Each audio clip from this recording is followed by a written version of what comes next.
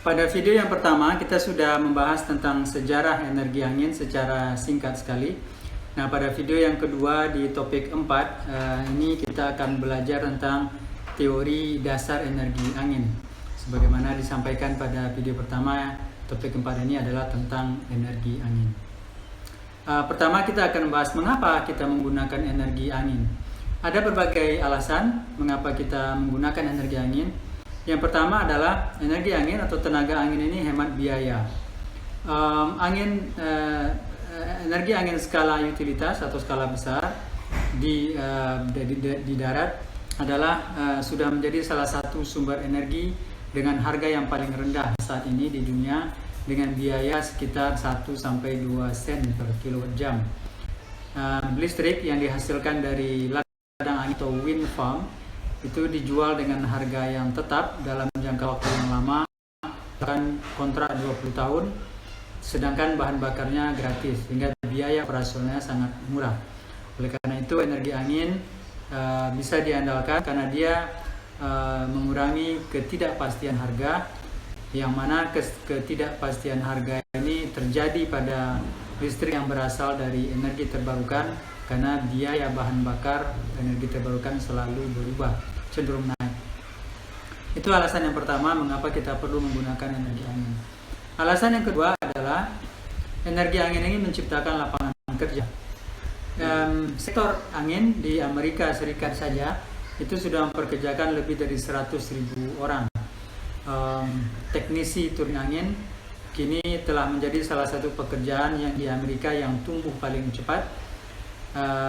Kemudian menurut laporan dari Wind Vision, angin berpotensi mendukung lebih dari 600.000 pekerjaan di bidang manufaktur, instalasi, pemeliharaan, dan layanan pendukung pada tahun 2050. Alasan yang ketiga kita menggunakan energi angin adalah angin ini mendorong pertumbuhan industri. Kita tahu bahwa proyek pembangkit listrik tenaga angin menyumbang investasi yang besar di negara-negara yang agresif mengembangkan tenaga angin. Kemudian alasan lain mengapa kita menggunakan energi angin adalah sumber energi bersih. Energi angin ini tidak mencemari udara sebagaimana pembangkit listrik yang membakar bahan bakar fosil.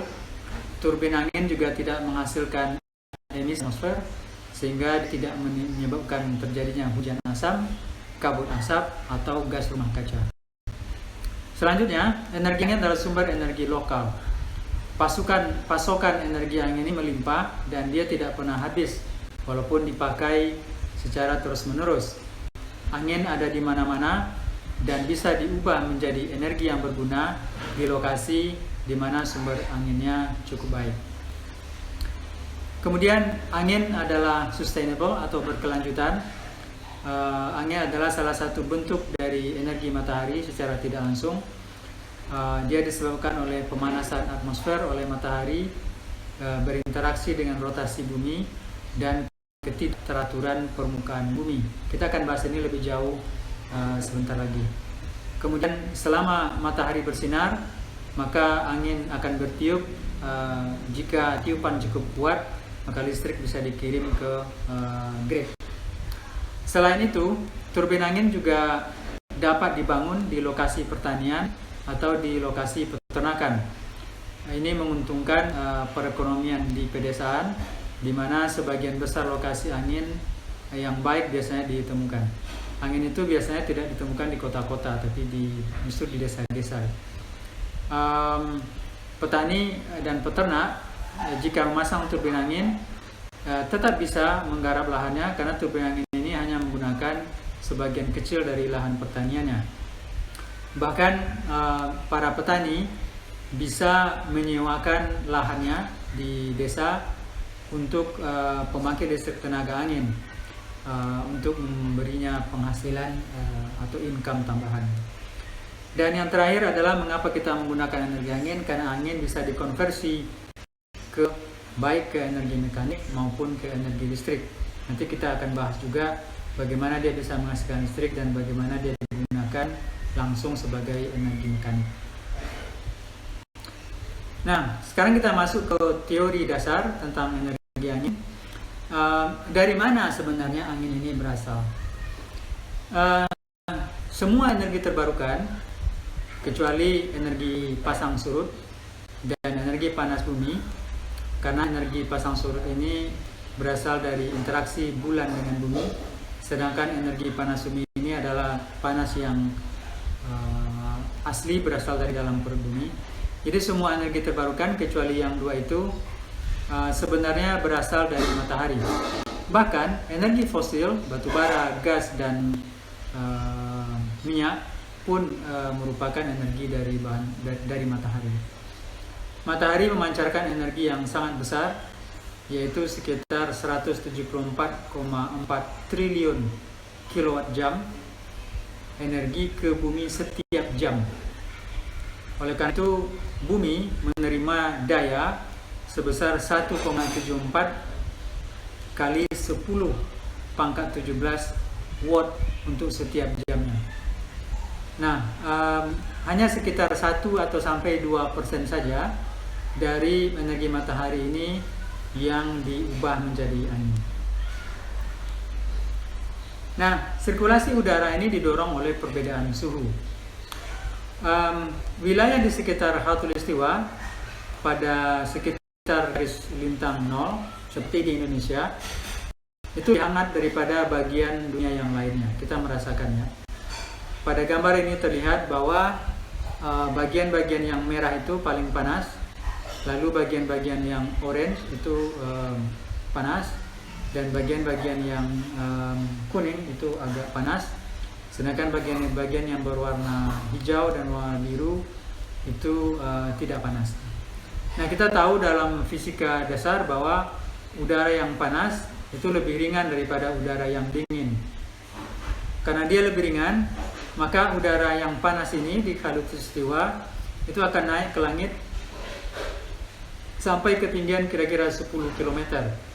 Dan kemudian dia akan menyebar ke bagian bumi utara dan ke bagian bumi selatan. Andaikan bola bumi ini tidak berputar, maka udara yang sudah naik tadi dia akan pergi ke utara atau ke selatan, akan sampai ke kutub utara dan kutub selatan. Kemudian di sana karena dingin, dia lebih berat, dia akan turun ke bawah lagi dan kemudian dia akan kembali didorong ke kawasan Khatulistiwa. Tetapi itu kalau bola bumi ini tidak berputar. Faktanya adalah bola bumi ini berputar.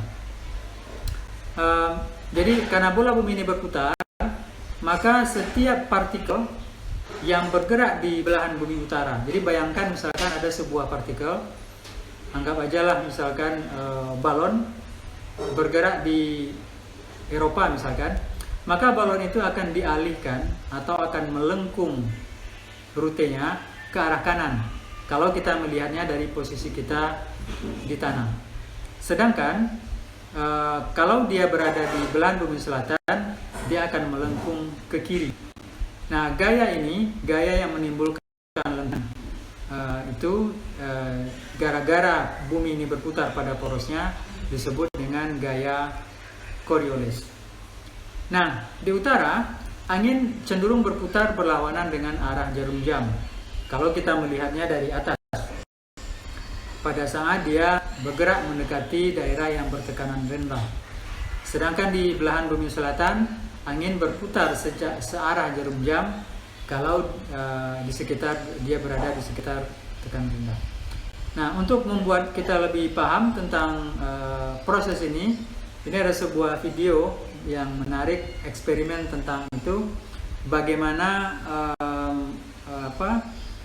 udara itu bergerak melengkung ke arah kanan di bumi bagian utara dan bergerak melengkung ke kiri di bumi bagian selatan. And the Coriolis effect ini akan dijelaskan oleh sebuah video yang berasal dari jurusan fisika di MIT.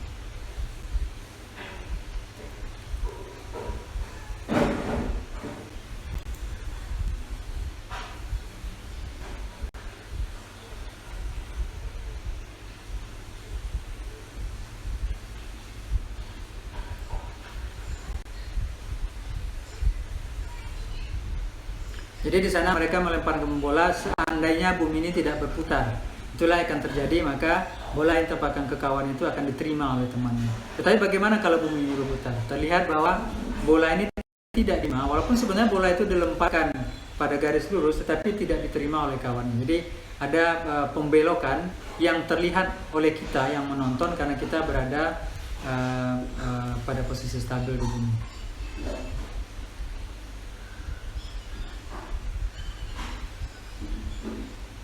Jadi ingat bahwa sebenarnya bola ini bergerak lurus, tetapi oleh orang yang berada di sana, bola ini terlihat melengkung menjauhi dirinya.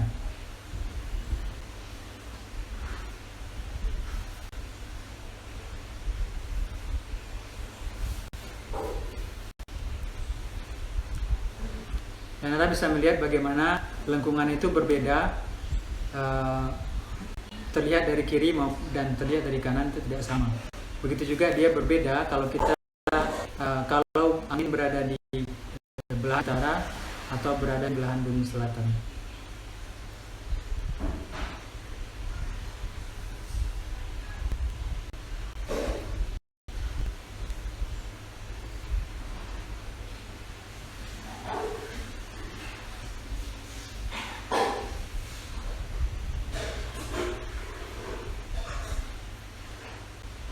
Kita melihatnya melengkung, karena sebenarnya gerakan bolanya tetap lurus.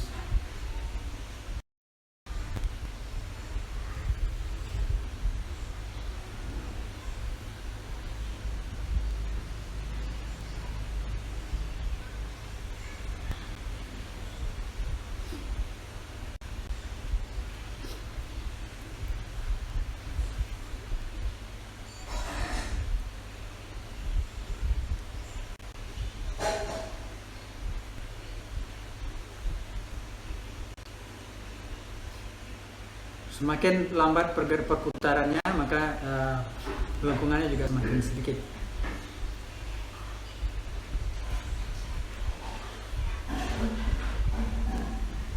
Nah, itulah kira-kira penjelasan bagaimana efek Coriolis itu terjadi. Nah, pertama kita akan melihat angin dalam skala global. Nah, angin global ini, sebagaimana dijelaskan tadi, dia naik dari khatulistiwa. Kemudian setelah mencapai ketinggian sekitar 10 km di udara, dia akan bergerak baik ke utara maupun ke selatan.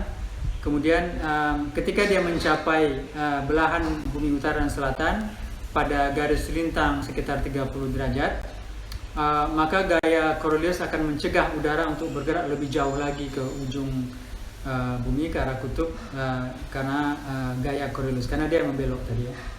Nah, pada garis lintang ini sekitar 30 derajat itu terdapat area yang bertekanan tinggi. Oleh karena itu udara di sana mulai turun lagi ketinggiannya.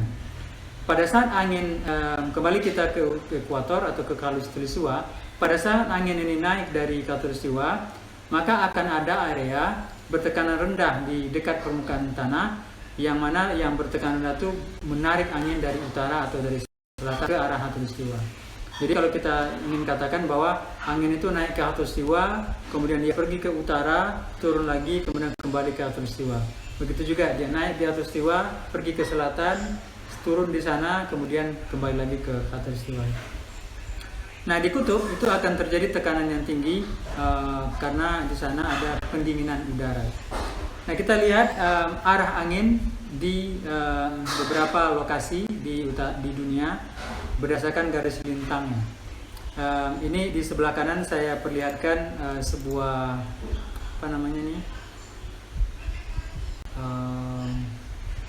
saya lupa namanya, penunjuk arah seperti itu, untuk memahami tabel ini. Jadi begini, pada garis lintang 60 lintang utara sampai 90 lintang selatan, maka arah anginnya adalah TL. TL ini adalah timur laut, jadi arah anginnya ke sana. Di lintang yang sangat tinggi dekat kutub. Lebih dekat ke khatulistiwa, pada lintang sekitar 30 sampai 60 ini seperti di kawasan Eropa. Itu arah anginnya adalah BD. BD ini adalah barat daya. Jadi kebalikan dari arah angin di dekat kutub tadi. Kemudian pada garis lintang 0 sampai 30, itu sekitar ya seperti di Cina, di Thailand, di India seperti itu, atau di kawasan-kawasan dekat di sebelah selatan Indonesia, itu arah anginnya adalah TL. TL adalah timur laut, sama dengan arah angin di dekat kutub tadi. Kemudian di sebelah selatan 0 sampai 30 garis lintang 0 sampai 30 derajat, arah anginnya adalah tenggara. 30 sampai 60 derajat arah anginnya adalah barat laut, dan 60 sampai 90 derajat arah anginnya adalah ke tenggara, seperti yang diperlihatkan pada peta ini. Jadi oleh karena itu, jika Anda merancang turbin angin, Anda bisa memperkirakan lokasi Anda di mana dan arah angin global. Ingat, ini angin global ya. Arah angin secara umum di sana ke arah mana? Oh ya, yang ini namanya mata angin. Maaf, tadi saya lupa.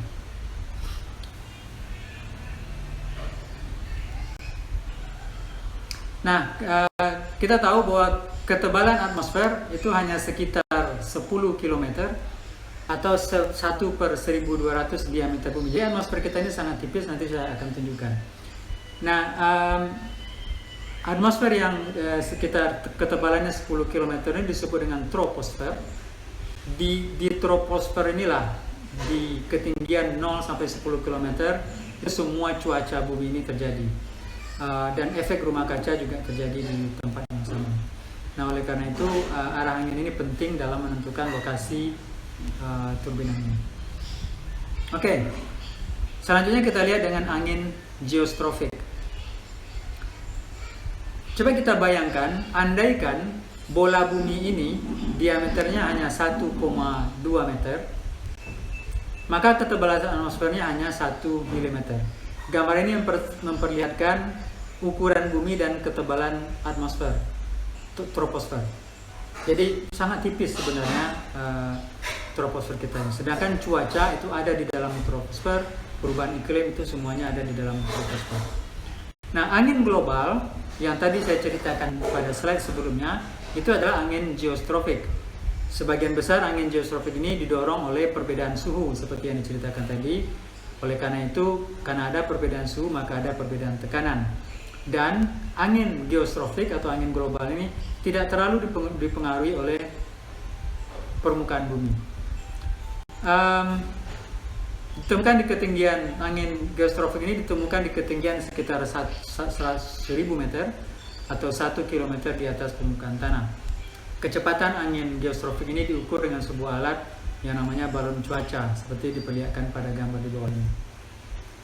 Nah, kemudian yang penting dalam pengembangan energi angin adalah angin permukaan. Angin permukaan adalah angin yang terjadi pada ketinggian antara 0 meter sampai dengan 100 meter dari permukaan bumi, dan angin permukaan ini sangat dipengaruhi oleh permukaan tanah. Angin akan diperlambat oleh kekasaran pada tanah dan oleh rintangan-rintangan yang ada di permukaan bumi. Nah, arah angin di dekat permukaan akan sedikit berbeda dari arah angin geostrofik atau arah angin global. Nah, untuk aplikasi energi angin, kita lebih memperhatikan angin permukaan. Sedangkan angin global itu bisa menjadi acuan secara umum, tapi pada akhirnya ketika kita mau memasang turbin angin, kita harus memperhatikan angin permukaan. Dan dengan angin permukaan kita juga bisa menghitung berapa kandungan energi yang bisa digunakan dari angin yang ada di situ. Nah, itulah kira-kira teori dasar dari mana angin itu berasal. Sebelumnya kita juga membahas mengapa kita perlu mengembangkan energi angin. Sekian dulu video yang kedua dari topik keempat ini.